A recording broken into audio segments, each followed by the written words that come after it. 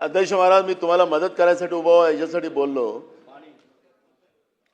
विजय वडेट्टीवार साहेबांनी जी काही भूमिका या ठिकाणी मांडली मी त्याला काही आता रिपीट करणार नाही।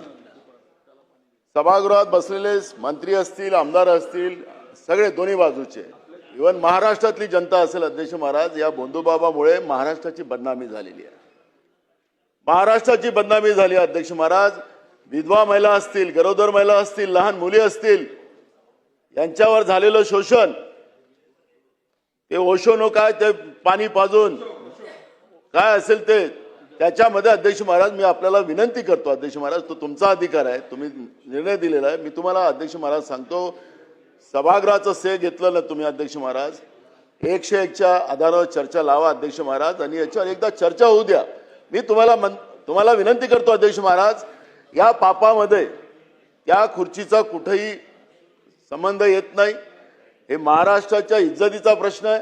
या भोंदूबाबांनी ज्या पद्धतीनं या महाराष्ट्राला बदनाम केलं, महाराष्ट्र आपल्याला माफ करणार नाही अध्यक्ष महाराज। अधिवेशन चाललेलं आहे आणि म्हणून या ठिकाणी ही चर्चा होणं गरजेचं आहे अध्यक्ष महाराज। याचा सोक्षमोक्ष लागणं गरजेचं आहे अध्यक्ष महाराज। कोणी पाणी दिलं, काय झालं त्याच्यावर सगळी चर्चा झाली पाहिजे अध्यक्ष महाराज। पण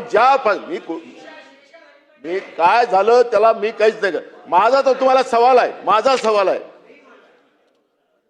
महिला अध्यक्ष ज्या होत्या चाकणकरला त्यांना राजीनामा दिला, मग ज्यांचे फोटो आले त्यांनी राजीनामे द्यावेत ना अध्यक्ष महाराज। मला त्याच्यावर चर्चेत जायचं नाही। मी अध्यक्ष महाराज तुम्हाला मदत करायला उभा हो।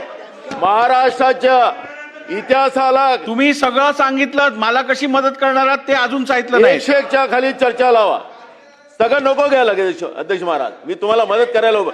101च्या चर्चा आता चालू करा अध्यक्ष महाराज, अल्पचर्चा करा अध्यक्ष महाराज, पण हा प्रश्न निकाली लावा अध्यक्ष महाराज, नाहीतर आपल्याला माफ नाही करणार अध्यक्ष महाराज। ठीक आहे, चला सन्मान्य भास्कर।